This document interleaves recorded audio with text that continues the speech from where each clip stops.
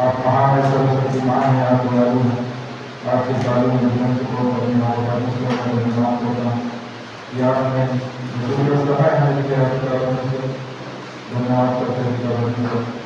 दूसरे भाई बहन आगे वापस की आपके भवन में पढ़ा के लिए और हमें आशीष करना उनके मन को उनके हृदय को शांत करना धन्यवाद करते हैं और मेरे बचपन में और आनंद धन्यवाद करते हैं रवि को धन्यवाद करते हैं जिनके भी दूसरे वर्ष का परमेश्वर में आपके हाथों में सौंपने धन्यवाद करते हैं कि सामर्थ्य हमसे देखते हैं धन्यवाद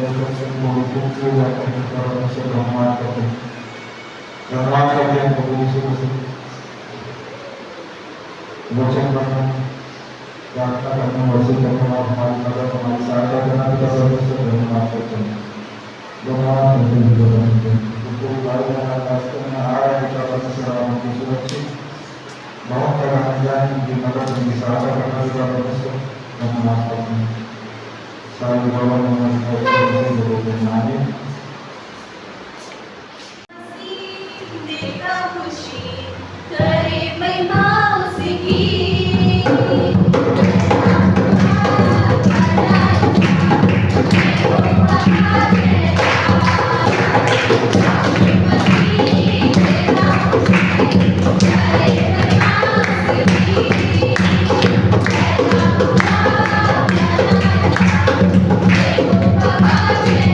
Thank you.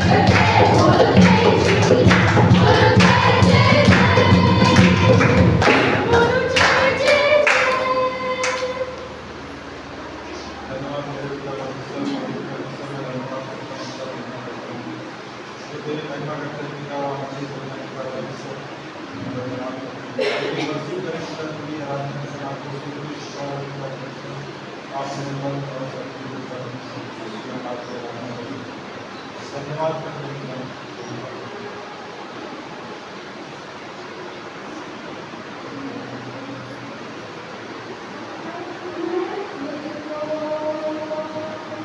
तेरे करीब लाऊं और तेरे नाम को धन्य कहूँ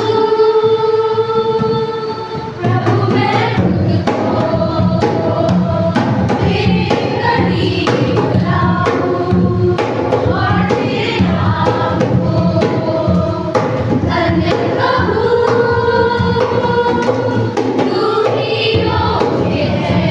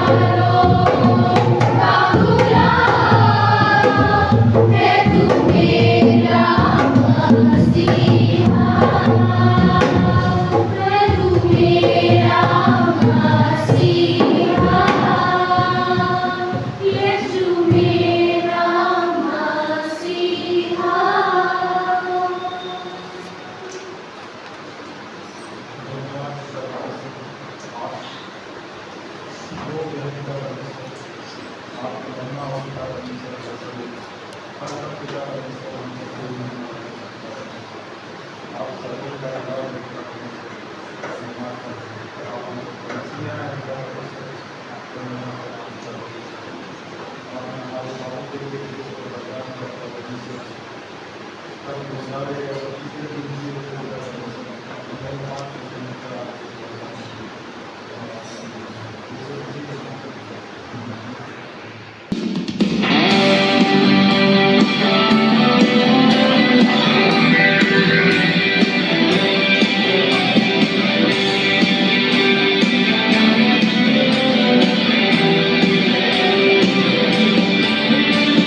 चलो इतना महान बनाया ये सारा जहां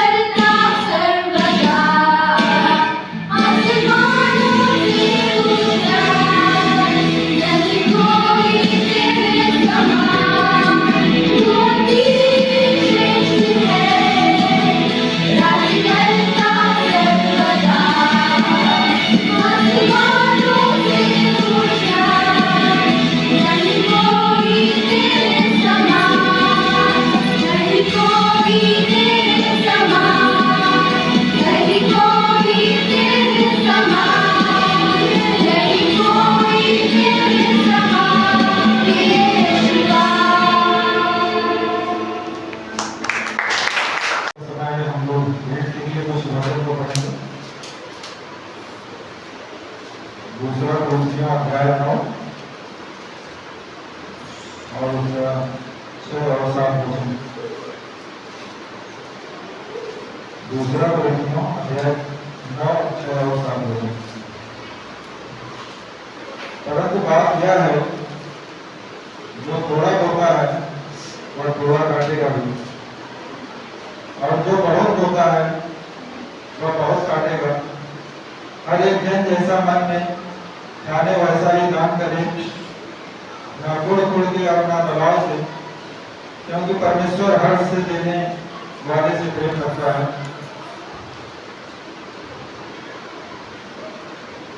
परमेश्वर का वचन कहता है कि जो कुछ हम उसके राज्य के लिए देते हैं, तो हमारा हृदय जो कहता है हमको वही करना चाहिए। अगर हम अपने हृदय को, अपने मन को तैयार नहीं करेंगे तो उसके राज्य के लिए बोएंगे और हम पीठ पीछे मुस्कुराएंगे, तो परमेश्वर उसका प्रतिफल हमको नहीं देगा। हम उसके राज्य के लिए थोड़ा ही देते हैं, लेकिन मन से और हृदय से देते हैं, तो परमेश्वर उसको स्वीकार करता है और उसे उसका प्रतिफल देता है। पूरे बाइबल में बहुत बड़े बड़े लोग दान दिए, लेकिन उस विधवा स्त्री का हर जगह जिक्र होता है उसके दान का। तो उसके दान का जिक्र इसलिए होता है कि उसने उसकी जो भी कमाई थी, जो भी उसने बचाया था, सब कुछ उसने परमेश्वर के लिए दान कर दिया था। मंदिर में लोग बहुत बड़े बड़े दान करने वाले थे, लोग दान कर रहे थे, लेकिन परमेश्वर देख रहा था कौन किस प्रकार से दान कर रहा था। सबका दान वो देख रहा था, लेकिन जब उस विधवा ने दान दिया, जो लकड़ी जो उसके पास था और पूरा परमेश्वर को समर्पित कर दिया, परमेश्वर ने देखा कि इसका दान सबसे बेस्ट है, और परमेश्वर ने उसे आशीष किया और उसका प्रतिफल उसको दिया। तो आज हम लोगों को भी उसी प्रकार से देना चाहिए, अपने हृदय को तैयार करके ही देना चाहिए कि आप कितना दे सकते हैं। किसी दिखावे में या किसी दबाव में हमें दान नहीं देना चाहिए, क्योंकि जो कुछ हम काम करते हैं वो परमेश्वर के राज्य के लिए ही इस्तेमाल होता है। क्योंकि सब कुछ तो हमें परमेश्वर ने दिया है, उसको क्या दे सकते हैं? कुछ भी नहीं दे सकते, सब कुछ उसी का है।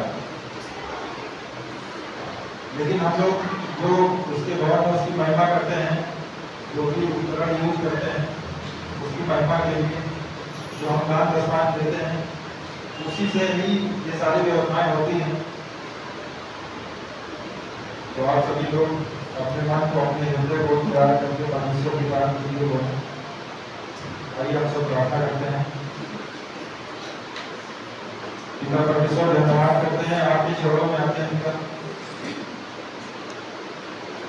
धन्यवाद करते हैं पिता, जो भी वचन हमने अभी पढ़ा है पिता परमेश्वर, मुझे भाई बहन को आप उन वचन के द्वारा हमें आशीषित करें, उनके हृदय को तैयार करें पिता परमेश्वर,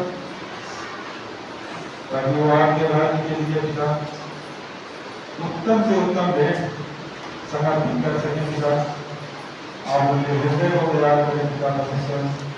धन्यवाद करते हैं पिता, जितने भी लोग आज परमेश्वर के राज्य में बोल रहे पिता परमेश्वर, आप उन्हें 30 गुना नहीं 60 गुना 100 गुना से फलवंत करना पिता परमेश्वर, उनको दान करें। कभी कोई घटी दुखी ना हो मेरे पिता परमेश्वर। मैं धन्यवाद करता हूँ और महिमा करता हूँ पिता परमेश्वर, क्योंकि आपका वचन कहता है जो अपने आप को छोटा करते हैं वो बड़ा किए जाएंगे, और जो अपने आप को बड़ा करते हैं वो छोटे किए जाएंगे। पिता परमेश्वर, हम धन्यवाद करते हैं कि आप धन्यवाद होकर भी हमारे लिए कंगाल बना पिता परमेश्वर, ताकि हम नहीं हो सके पिता। धन्यवाद करते हैं प्रभु, आपकी महिमा करते हैं पिता परमेश्वर। जितने भी लोग पिता आपके राज्य के लिए समर्पित हैं पिता परमेश्वर, आप उन्हें आशीष करना पिता परमेश्वर, उनके जीवन में तो भेटी कमी ना हो पिता परमेश्वर।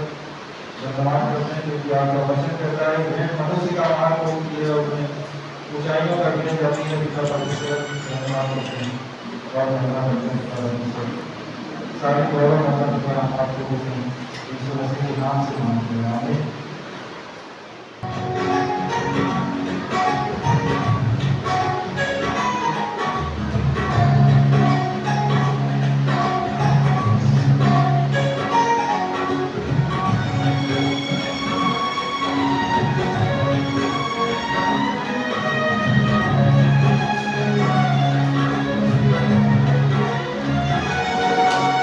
खुशवा कर दिल में तू बना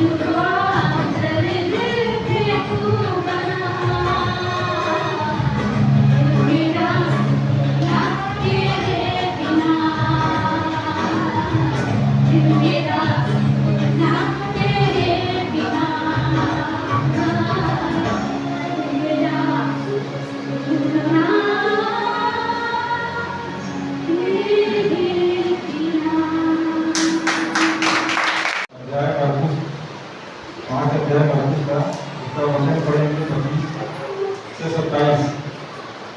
मरकुस अध्याय 25 से और 27 वचन। एक स्त्री थी जिसको 12 वर्ष से लहू बहने का रोग था। उसने बहुत वैद्यों से बड़ा दुख उठाया और अपना सब माल व्यय करने पर भी उसे कुछ लाभ ना हुआ था। परंतु और भी रोगी हो गई थी। वह यीशु की चर्चा सुनकर भीड़ में उसके पीछे से आई और उसके वस्त्र को छू लिया। आइए हम इस वचन के लिए प्रार्थना करते हैं। पिता परमेश्वर, हम धन्यवाद करते हैं जो महिमा करते हैं ईश्वर से विचारों में आते हैं। जो वचन अभी पढ़े हैं पिता परमेश्वर, आप वचन के द्वारा हमारे जीवन में आशीष करना पिता परमेश्वर धन्यवाद करते हैं और उन वचन को समझने में हमें शक्ति और बुद्धि ज्ञान समझ से भर देना पिता परमेश्वर हम धन्यवाद करते हैं। महिमा करते हैं यीशु के नाम से मांगते हैं, आमीन।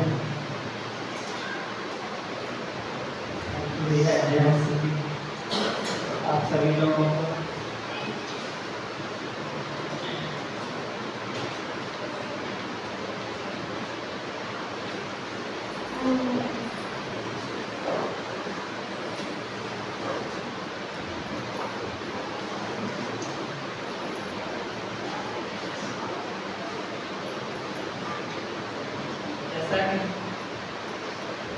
जैसा कि हमने पढ़ा कि यहाँ पर एक स्त्री है और उसको एक बीमारी है और जो 12 वर्ष से बीमार है। इसी तरह इस वर्ष में हम इस स्त्री की कहानी से सीखेंगे कि हमें बदलाव के लिए 2 चीजें जरूरी हैं। एक यीशु की उपस्थिति और दूसरा आस्था की उपस्थिति। अगर हमारे जीवन में बदलाव चाहिए तो ये 2 चीजें हमारे लिए जरूरी है। हम इसमें देख सकते हैं, अब इस कहानी को पढ़ते हैं तो एक कमजोर बीमार महिला आगे बढ़ती है भीड़ में से। वह यीशु को भीड़ से घिरा हुआ पाती है और प्रभु के नजदीक जाने का निश्चय करती है कि वह यीशु के पास जाएगी।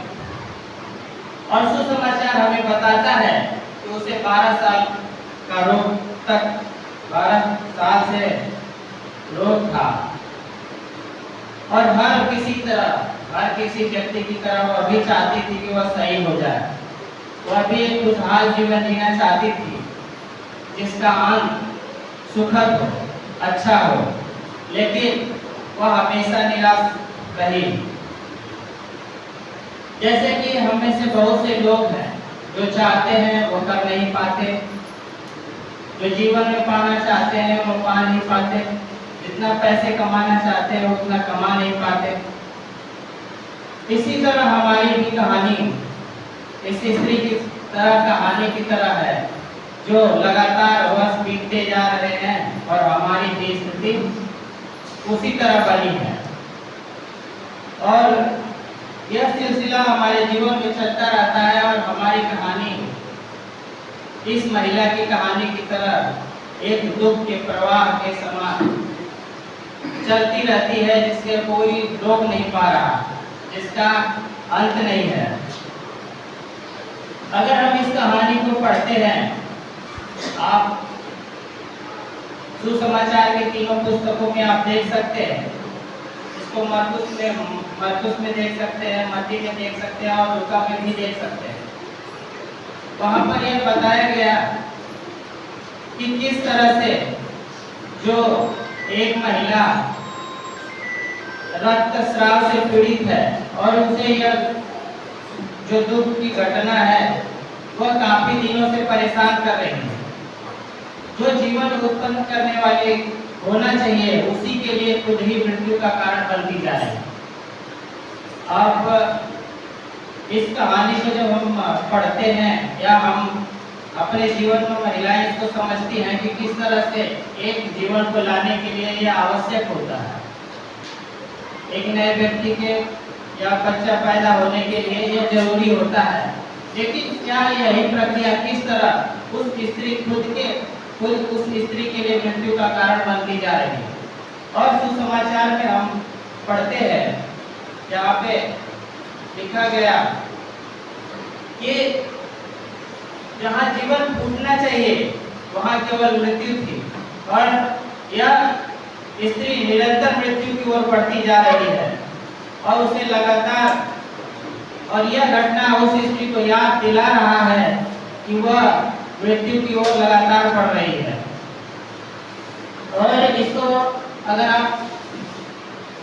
मैं इसको पढ़ता हूँ तो सुसमाचार में मैं आपके लिए फिर से पढ़ता हूँ और हम धीरे धीरे आगे बढ़ेंगे। एक स्त्री थी जिसे 12 वर्ष से लहू बहने का रोग था। उसने बहुत से कर्जों से बड़ा दुख उठाया और अपना सब माल व्यय करने पर भी उसे कोई लाभ नहीं हुआ। यह महिला निराशाजनक स्थिति में थी और उसे औपचारिक रूप से, अब उस समय में यहूदी ग्रंथ के अनुसार यह कहा जाता था कि इस स्त्री को कोई भी नहीं छू सकता था। अगर वह जिसे छुए या वह वस्तु अशुद्ध हो जाए या वह व्यक्ति भी अशुद्ध हो सकता था। आप इसको लघुवस्था की पुस्तक में पढ़ सकते हैं, यहाँ पर बताया गया। और एक स्त्री जो समाज से कटी हुई है लगभग 12 सालों से, शायद इस कारणवश वह यीशु को छूना चाहती है। वह चर्च में नहीं जा सकती, वह यीशु के सामने डायरेक्टली नहीं जा सकती, क्योंकि उसको डर था या भीड़ को डर है कि अगर उसको भीड़ में वो किसी को टच करती है तो वो भी अशुद्ध होने का डर है। और तो वो इसके लिए क्या करती है, वो अपने मन में यह बताती है कि अगर मैं उसको किसी कारणवश छू लेती हूँ, यीशु ना जान पाए या लोग ना जान पाए, भीड़ जा रही है। मैं यहाँ पे लिखा हुआ है कि अपना सब माल व्यय करने के पश्चात भी उसे कोई लाभ नहीं हुआ। हम या वो चिकित्सकों से भी मिली, लेकिन उससे उसका कोई लाभ नहीं हुआ। डॉक्टरों से मिली, अगर आज के जमाने में कहा जाए तो हम लोग बाल रोग विशेषज्ञ या प्रसूति रोग विशेषज्ञ कहते हैं, लोग मिलते हैं जीवन में। लेकिन इस स्त्री की स्थिति यह है कि वो अपना इसका निदान, इस रोग को निदान करने के लिए अपना सारा पैसा खर्च कर चुकी है और उसे कुछ लाभ नहीं हुआ, परंतु और भी रोगी हो गई। वह यीशु की चर्चा सुनकर भीड़ में उसके पीछे से आई और उसके वस्त्र को छू लिया। वह यहाँ पर सुसमाचार हमें यह स्पष्ट बताता है कि वह भीड़ में आई और पीछे से छुआ, यानी वह स्त्री की स्थिति ऐसी थी कि वह सामने से, भीड़ के सामने से नहीं आ सकती। वह यीशु चर्च में भी प्रचार करते थे उस समय के आराधनालय में, वो जाकर वहाँ पे चंगी नहीं हो सकती थी। और हम उस महिला की स्थिति को देख सकते हैं कि किस तरह से उसकी स्थिति और बिगड़ती जा रही है और लगातार उसकी हालत गड़बड़ होती जा रही है। आप उसको, मैं एक वचन आपके लिए पढ़ता हूँ, लयव्यवस्था 15 अध्याय और उसका 25 वचन।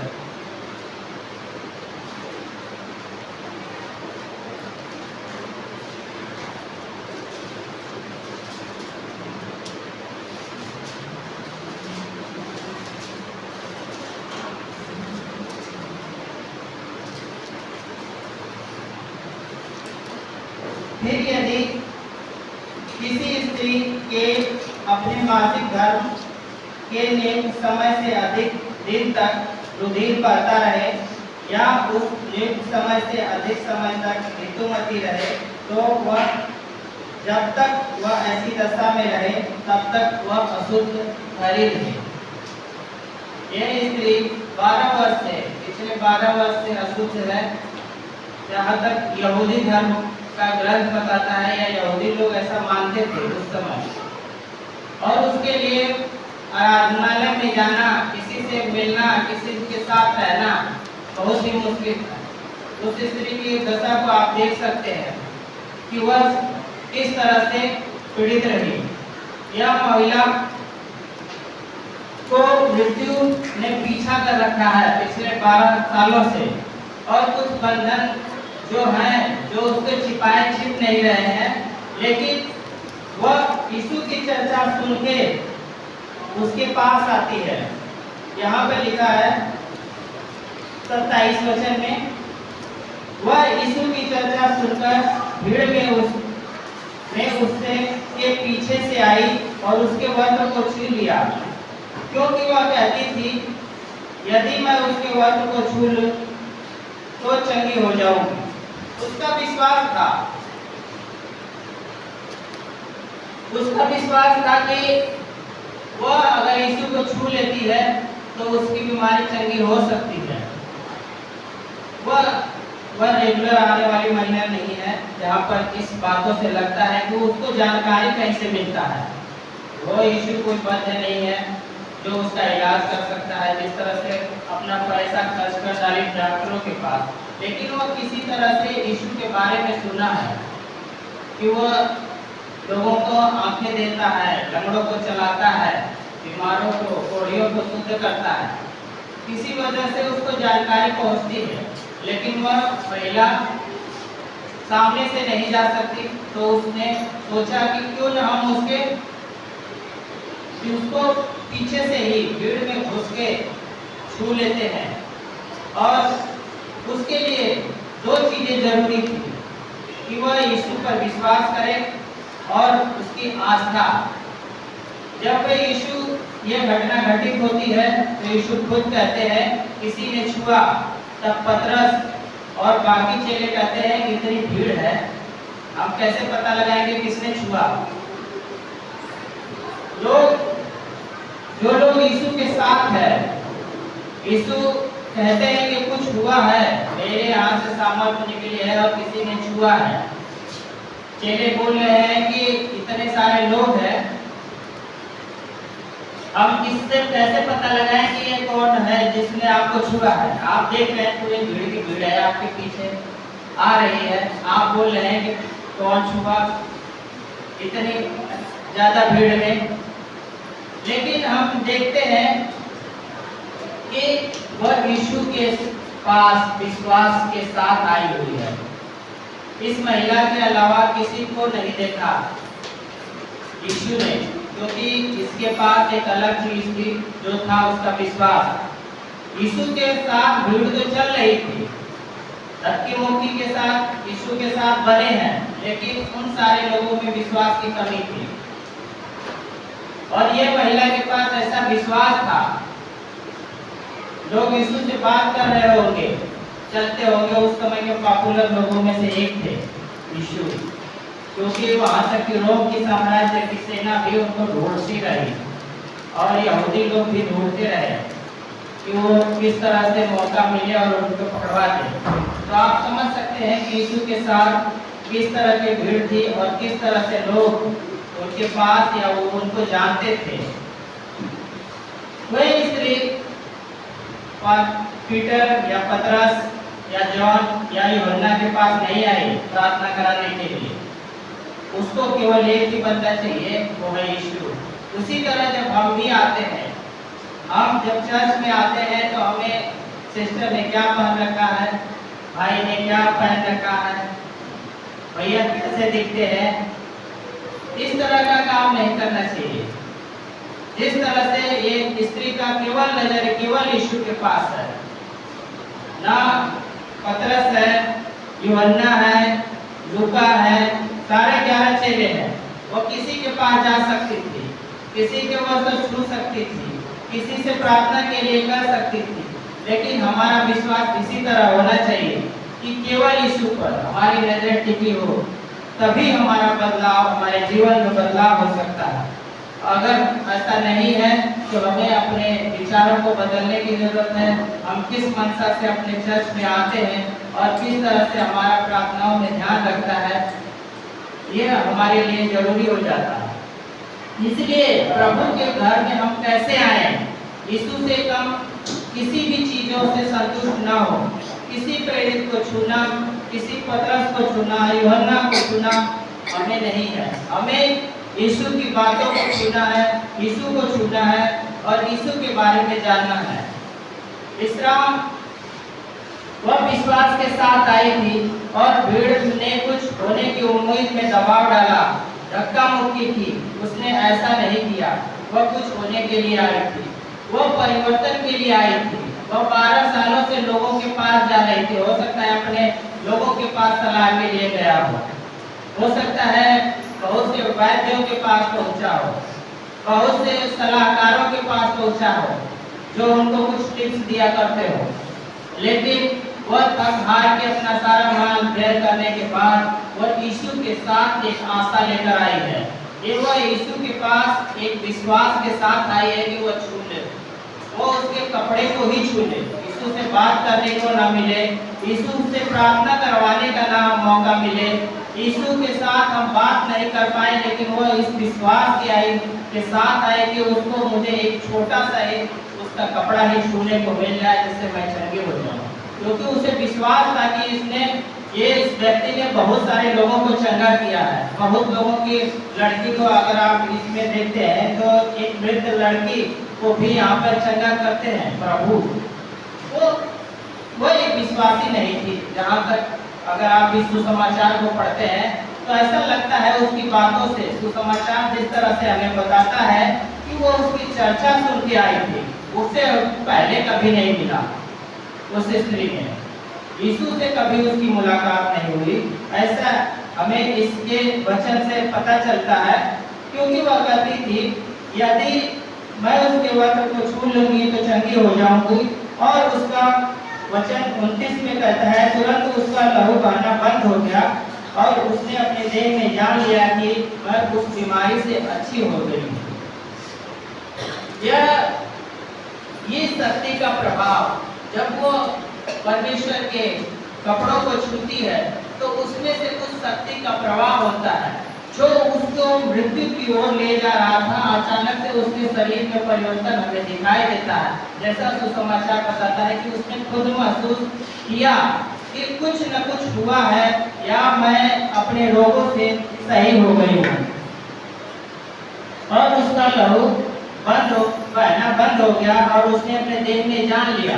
12 सालों से अगर कोई आप पीड़ित हो, 1 साल से कोई बीमार हो, 2 साल से बीमार हो, तो उसे बीमारी का पता बहुत घनिष्ठता से रहता है कि क्या परिवर्तन हो रहा है शरीर में, किस तरह से आप बीमारी उसको जकड़ते जा रही है। लेकिन जब यह स्त्री यीशु के वस्त्र को छूती है तो उसे पता चल जाता है कि कुछ हुआ है। जो चीजें उसको मृत्यु की ओर बढ़ाते हुए नजर आ रही थी, अचानक उसका परिवर्तन होता है। और यह उसकी विश्वास के द्वारा हुआ, यह उसके यीशु पर आस्था की वजह से हुआ। यीशु वहीं पर रुक जाते हैं जब स्त्री उनके वस्त्रों को छूती है, और उस विश्वास के द्वारा जब यीशु के अंदर से सामर्थ जाती है तो यीशु को भी पता चल जाता है और उस स्त्री को भी पता चल जाता है। यीशु को पता चलता है और वो चेलों से रुकते हैं और बोलते हैं कि किसने टच किया। तो हमारा विश्वास यही होना चाहिए, इसी तरह का होना चाहिए कि हम परमेश्वर पर किस तरह से विश्वास करते हैं। परमेश्वर को भी पता चले कि कोई है, हजारों लोगों की भीड़ है, टच कर रही है, सारे लोग किसी को नहीं बोल रहे हैं कि कौन टच किया। लेकिन जैसे ही ये विश्वास के साथ यीशु के पास उसने वस्त्रों को छूता है, छोड़ती है और उसे पता चलता है, और उसी तरह यीशु को भी पता चलता है और यीशु रुक जाते हैं, जैसा सुसमाचार बताता है। आप इसको जब दूसरे पत्रियों में पढ़ते हैं, दूसरी किताबों, जैसे मैं मरकुस में बोला हूँ, आप इसको लूका में पढ़ेंगे तो वहाँ पे और भी बातें स्पष्ट हो जाती हैं। इसको जानते हैं कोई होगा, लोग चले कहते हैं कोई होगा, चलिए बड़ी भीड़ है, आप किसको ढूंढेंगे? लेकिन कहते हैं यीशु कि वो कोई नहीं है, कोई एक विशेष है जो इस विश्वास के साथ मुझे छुआ है। ये कोई नहीं हो सकता, इतनी भीड़ों में से कोई एक है जो उसने छुआ है, वरना छू तो रही है बहुत पहले से। एक होना चाहिए, क्योंकि उसकी शक्ति ने विश्वास का जवाब दिया था। यीशु की शक्ति ने उस विश्वास का, महिला के विश्वास का जवाब दिया और महिला कांपती हुई आती है सामने। आप सुसमाचार को जब पढ़ते हैं, मैं फिर से, यीशु ने तुरंत अपने में जान लिया कि मुझ में से सामर्थ निकली है और भीड़ में पीछे फिरकर पूछा, मेरे वस्त्र को किसने छुआ? 31 वचन में लिखा है, उसके चेलों ने कहा, तू देखता है कि भीड़ तुझ पर भीड़ पड़ती है और तू कहता है कि किसने मुझे छुआ? हम देखते हैं कि और जब वह स्त्री कांपते हुए यीशु के पास आती है और उसके सामने गिर पड़ती है और बोलती है और सारी सच्चाई बयां करती है, और उसने यानी यीशु ने उसके विश्वास की सराहना करते हुए कहते हैं, जा उसको कि जा तेरे विश्वास ने तुझे चंगा किया। प्रभु के घर में यीशु पर ध्यान केंद्रित करने के लिए हमें जरूरी होता है, और ये हमारे लिए एक बढ़िया उदाहरण रहा कि किस तरह से हमें आना चाहिए प्रभु में, और किस तरह से, जैसे कि मैंने शुरू में भी बताया कि दो चीजें जरूरी हैं, यीशु पर विश्वास और दूसरा यीशु पर हमारी आस्था कितनी मजबूत है। हम चाहे पहली बार हो चाहे 10 साल से हो, लेकिन हमें जो पढ़ना है वो विश्वास में और यीशु पर विश्वास में पढ़ना है, तभी हम उसकी शक्ति को और उसके प्रभाव को अपने जीवन में हम देख पाएंगे। अगर आपका कोई ध्यान नहीं, कि आपका कोई विवेक नहीं, अगर आपके पास कोई विवेक नहीं, जो आपके पास है उसको खोना आसान है। लेकिन अगर हम कह सकते हैं कि वो जिस तरह से महिला उम्मीद के साथ आई थी, लेकिन हम कभी कदार कहते हैं कि हमारे पास जीवन है।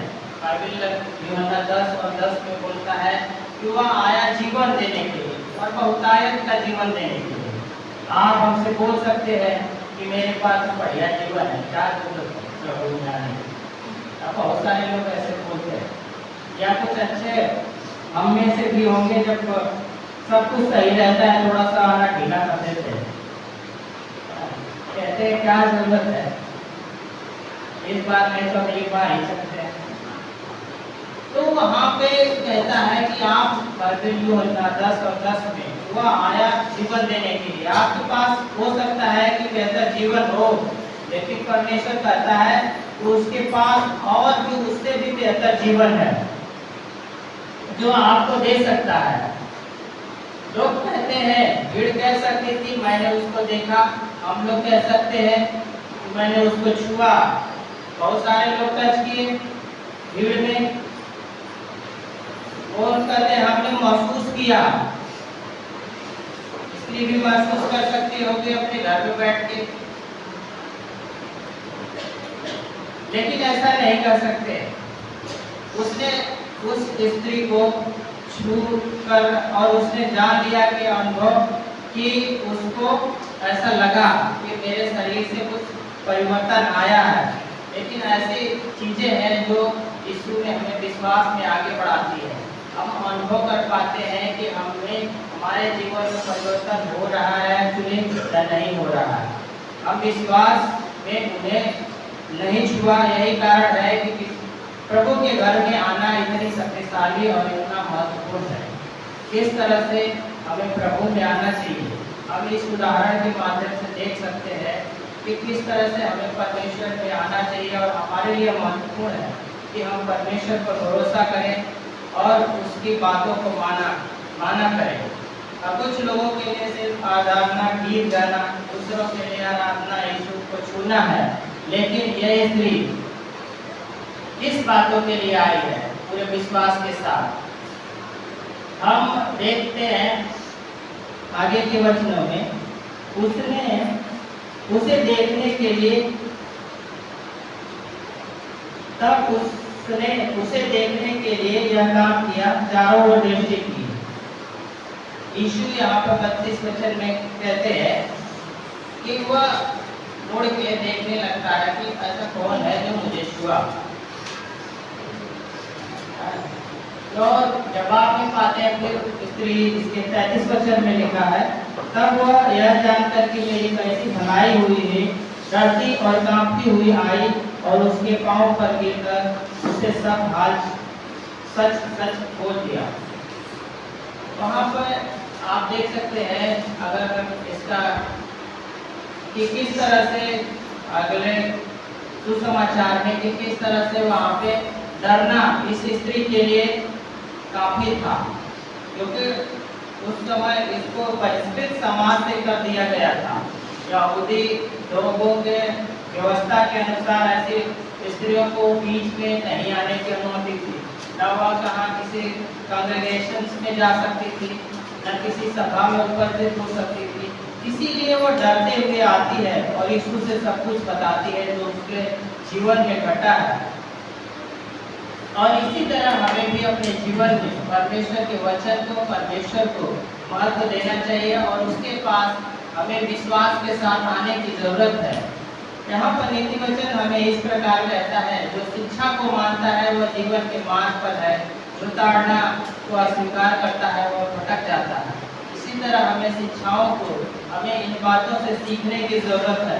अगर हम इन शिक्षाओं को, इन उदाहरणों को और इसको ध्यानपूर्वक नहीं समझते हैं तो हम ताड़ना के अधिकारी हैं और हम भटक जाएंगे। परमेश्वर में हमें भरपूर जीवन है, भरपूर जीवन, पूर्ण समृद्ध जीवन। इसीलिए कहा गया यूहन्ना में कि वह आया हमें जीवन देने के लिए। जिस तरह से उसने स्त्री को जीवन दिया है उसी तरह वह आपको भी जीवन दे सकता है।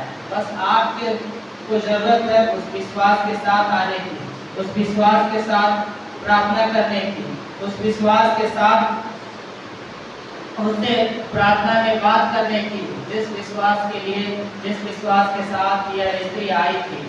और जीवन का मार्ग अगर हमें पाना है तो हमें परमेश्वर में बने रहना है। और यही बातें हैं जो मैं आप लोगों के बीच में रखना चाहता था कि किस तरह से हमें परमेश्वर के भवन में आना है और किस तरह से दो बातें जो हमारे जीवन में होनी चाहिए वह है यीशु पर विश्वास और यीशु पर हमारा गहन आस्था, दृढ़ आस्था। इसी के द्वारा हमें ऐसे रोगों से या ऐसी व्याधियों से या ऐसे चीज़ों से चंगाई मिल सकती है या छुटकारा मिल सकता है या हमारे जीवन में बदलाव आ सकते हैं। जब हमारा ऐसा विश्वास दृढ़ रहेगा तभी हम अच्छे से परमेश्वर को, परमेश्वर जब हमारे जीवन में बदलाव आएगा तब परमेश्वर भी इसको जान पाएगा और हम भी जान पाएंगे। अगर केवल हम ऐसे ही आते जाते रहे किसी को देखने के लिए, किसी से मिलने के लिए, तो हमारा काम यूं ही चलता रहेगा भीड़ की तरह। जिस तरह से यीशु को चेले समझ रहे थे कि ये तो भीड़ की भीड़ है, लेकिन हमें विश्वास के साथ उसके पास आने की जरूरत है, विश्वास के साथ उससे मिलने की जरूरत है। मेरी आवाज़ वहाँ तक पहुँच पा रही है या नहीं, मैं भूल पाऊंगा, वरना मुझे भी लोग जानते हैं मैं स्लो आवाज़ में बोलता हूँ, लेकिन मुझे लग रहा है कि पीछे तक जा रहे हैं। इसी तरह दूसरा तीमुथियुस और उसका 3 और 16 वचन में कहा गया कि यह वचन हमें बाइबल के वचन के बारे में कहा गया कि सभी परमेश्वर की प्रेरणा से रचा गया, उपदेश देने, समझाने और सुधारने और धर्म की शिक्षा के लिए लाभदायक है।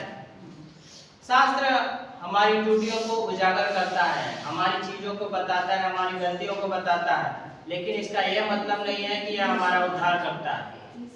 आप बातों को बिल्कुल स्पष्ट कर लीजिए कि क्योंकि इफिसियंस 2 अध्याय में कहा गया कि आपका उद्धार, आपका छुटकारा आपके कामों से नहीं हुआ, आपके बाइबल पढ़ने के द्वारा नहीं हुआ, आपके चर्च आने से नहीं हुआ, बल्कि आपका उद्धार आप यीशु पर विश्वास करने के द्वारा हुआ है।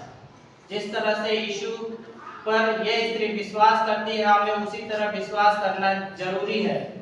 यीशु पर, ना कि बाइबल की बातों पर, बाइबल की बात हमें हमारे त्रुटियों को गिनाती है, त्रुटियों को बताती है, लेकिन हमारा इससे उद्धार नहीं हो सकता। और हमें बाइबल पढ़ने की जरूरत है ताकि हम अपनी गलतियों को जान सके कि हमारे अंदर क्या कमियां हैं, हमें किस तरह की कमियों को सुधार सकते हैं। बाइबल या परमेश्वर हमें किस तरह से देखना चाहता है।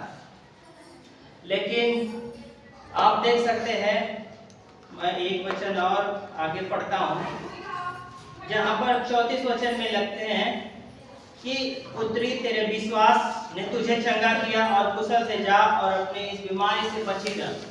बाइबल में आप देखते हैं कि किसी को यीशु इस तरह का संबोधन नहीं करते।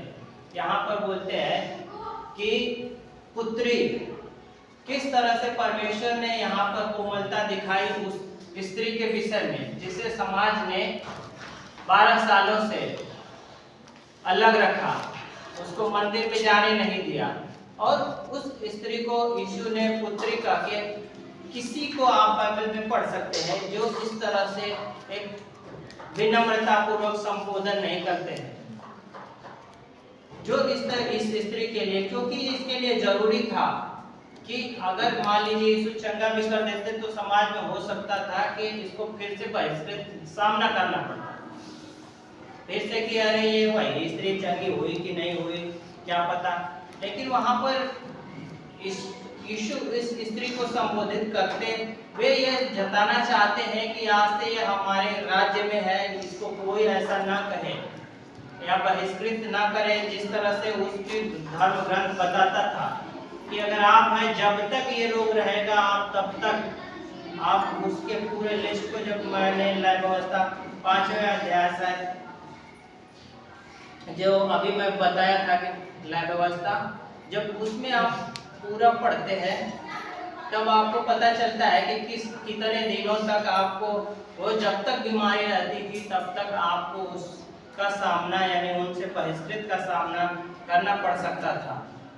लेकिन यहाँ पर उसको, उस स्त्री को परमेश्वर ने पुत्री करके संबोधन किया और कहता है कि जा, तेरे विश्वास ने तुझे चंगा किया, कुशल से जा और अपनी इस बीमारी से बची रह। इसी तरह हमें भी जरूरत है ऐसे विश्वास की, जैसा कि उद्धार का मतलब हमने बताया कि इफिसियंस में कहा गया कि वो आपका उद्धार किसी और चीजों से नहीं हुआ। जितना भी धार्मिक काम कर ले, कितना भी दान दीजिए, कितना भी अनाथ आश्रम में जाकर सेवा कीजिए, आप कहीं से उद्धार नहीं पा सकते। आप पहाड़ी पे जा सकते हैं, आप पर्वत पे जा सकते हैं, आप यीशु में लौटते हुए आ सकते हैं, लेकिन इससे आपका उद्धार नहीं होगा। यहाँ पर बाइबल इस तरह से भी कहते हैं क्योंकि धरती और आकाशमान के बीच में केवल एक ही नाम दिया गया है जिससे हम उद्धार पा सकते हैं, वह है यीशु का नाम और यीशु पर विश्वास। यही बातें थी जो आज के दिन में मैं आप लोगों के बीच में रखना चाहता था कि किस तरह से हम अपने जीवन में हम किस अपने आप को चेक करें कि हम किस वजह से आते हैं, किस तरह का विश्वास लेकर आते हैं। क्या हम उस भीड़ की तरह हैं जो यीशु पर गिरे पड़ रही है? क्या उस स्त्री की तरह है जिसको चाहते हैं केवल छू ही ले? और जो यीशु के साथ हो सकता है कुछ लोग खा रहे होंगे, कुछ लोगों के साथ यीशु खाता पीता था, लेकिन फिर भी वो लोग इस शक्ति का अनुभव नहीं किए। उन्होंने नहीं कभी पतरस यूहन्ना या 11 चेलों में से किसी ने नहीं बोला, किसी को प्रभु ने नहीं कहा कि मेरी शक्ति तुम्हारे अंदर गई है। मैंने देखा जिनके साथ घर में जाकर खाता था, लोगों के घर में जगह हो या चुंगी लेने वाले के दृष्टांत है, इन सब चीजों के घरों में जाके यीशु खाता था। वहां पर किसी को नहीं कहा कि मेरे अंदर से कोई शक्ति निकली है। वहां तो जा रहा है, वहाँ लोग आदर कर रहे होंगे, खाने को सौंप रहे होंगे, उनके साथ 4 घंटा बैठ के बातें चल रही होंगी, उनको अच्छी अच्छी बातें बता रहा होगा यीशु। लेकिन क्या ये स्त्री को क्या चंगाई दिया? केवल विश्वास और उसका गहन आस्था। वो यीशु के बारे में जैसा सुसमाचार हमें बताता है, हो सकता है उसके बारे में केवल सुनी थी, उसका केवल जिक्र हुआ था उसके सामने, और उसकी चर्चा सुन के वह यीशु के पास आई थी और विश्वास की कि वह छू लेगी, और वो भी पीछे से उसको छूती है, भीड़ को दरकिनार करते थे। तो हमें भी इसी तरह परमेश्वर के पास आना है, ताकि हमें किसी का ध्यान नहीं रखते हुए हमें केवल एक ही पर ध्यान रखना है, वो प्रभु यीशु। उसके सिवा हमें किसी से संतुष्ट नहीं होना, न हमें 12 चेलों से संतुष्ट होना है, न हमें उसकी शिक्षाओं से मान के चलना है। हमें यीशु की ओर हमेशा देखते रहना है, और यीशु ही हमारा लिए सब कुछ है। केवल यीशु ही है जो हमें चंगाई दे सकता है, केवल यीशु है जो हमें छुटकारा दे सकता है। उसके सिवा न कोई चेला, न कोई पास्टर, न मैं, न कोई व्यक्ति आपको बीमारी या आपके बंधनों से कोई छुटकारा नहीं दे सकता। केवल यीशु है जिस पर आप अपने नजर टिकाए रहें और उसी को पुकारें। पुकारने के लिए आप बहुत सारे लोग पुकारते रहते हैं, लेकिन नहीं सुन रहा है हमें, क्योंकि हमारे उस विश्वास में कमी है। हमारे जिस आस्था से हम परमेश्वर के पास आना चाहिए, उस आस्था से हम नहीं आ पाते। अगर मैं समझता हूँ कि अगर वो स्त्री चंगी नहीं होती तो सबसे ज़्यादा दुखी यीशु होता, क्योंकि वो स्त्री इतने विश्वास के साथ आई थी, जितने विश्वास के साथ चेले भी नहीं उनके साथ हो गए, जितने विश्वास के साथ 5000 की भीड़ खाती थी, 4000 की भीड़ खाती थी, और जब काम आता था तो भाग जाती। उस विश्वास के साथ वो स्त्री आई थी। अगर वो चंगी नहीं होती तो मैं मानता हूँ, क्योंकि जिस गहराई से हम इस वचन को पढ़ते हैं और देखते हैं कि सबसे ज़्यादा दुखी यीशु, वो नहीं प्रार्थना करके बोलता है कि पहले की जा स्त्री तू चंगी हुई, वो उसके विश्वास से वो ऑटोमेटिक चंगी होती है। वहाँ यीशु ध्यान ही नहीं रखते, लेकिन उसको पता चल जाता है। इसी तरह हमारा विश्वास ऐसा होना चाहिए कि भले यीशु को पता चले या न चले, लेकिन हम यीशु में इतना गहरा प्रेम रखें, उससे इतना आस्था रखें कि हमारे काम हमारे परमेश्वर के साथ नजदीकियाँ इस तरह से कि हम कुछ छुएं तब भी परमेश्वर को पता चलना चाहिए, और वो कुछ बोले तो हमें पता चलना चाहिए। इन्हीं बातों के लिए मैं परमेश्वर का धन्यवाद देता हूँ कि जो कुछ मुझे समझ में आया मैं आप लोगों के सामने रखा, इसके लिए परमेश्वर का धन्यवाद। और आइए हम प्रार्थना करते हैं। धन्यवाद स्वामी परमेश्वर है, राजाओं के राजा, सेनाओं के प्रभु यीशु के वचन हम आपके सम्मुख हैं। हमने इन वचनों में देखा स्वामी परमेश्वर एक स्त्री के जीवन से कि किस तरह से उसे 12 वर्षों तक लहू बहने के रोग ने परेशान किया, समाजों से बहिष्कृत महिला, किस तरह से वो आपके बारे में जानकर और केवल आप के वस्त्रों को छूने के लिए तैयार होकर आती है, और उस किस तरह से हमने देखा कि वो चंगाई पाती है। हे पिता परमेश्वर, हम विश्वास करते हैं जैसे वो आपने बताया कि 2 चीज़ों की ज़रूरत है, एक है यीशु पर विश्वास और दूसरा यीशु के प्रति हमारी गहन आस्था। हे पिता परमेश्वर, मैं प्रार्थना करता हूँ कि हम सभी के जीवन में ये 2 चीज़ें हो और हम आपके पास ऐसे ही विश्वास के साथ आए। यदि हमारे जीवन में ऐसे विश्वास की कमी है तो हम प्रार्थना करते हैं पिता परमेश्वर कि आप ऐसे विश्वास को हमारे अंदर लाइए प्रभु यीशु, ताकि आपके नाम की महिमा हो। हे पिता परमेश्वर, आप आए कि हमें बहुतायत का जीवन मिले, ऐसा जीवन भले ही हमारे पास एक अच्छा जीवन है, लेकिन परमेश्वर आप उससे भी बहुतायत का जीवन देने के लिए आए। पिता परमेश्वर, हम चाहते हैं कि बाइबल की शिक्षाएं को हम अपने जीवन में लागू करने पाएँ। जो कुछ उससे हम सीखते हैं तो हम परमेश्वर उसको जीवन में अप्लाई करने पाएँ, ताकि हमारा बचाया जा सके। स्वामी हे राजाओं के राजा प्रभु यीशु, जिस तरह से आपका वचन बताता है कि सुधारने, सिखाने, समझाने और धार्मिकता की शिक्षा के लिए लाभदायक है। हे पिता परमेश्वर, एक बाइबल की शिक्षाओं को हम जीवन के लिए लाभदायक समझकर उसे अपने जीवन में अप्लाई करने पाएँ।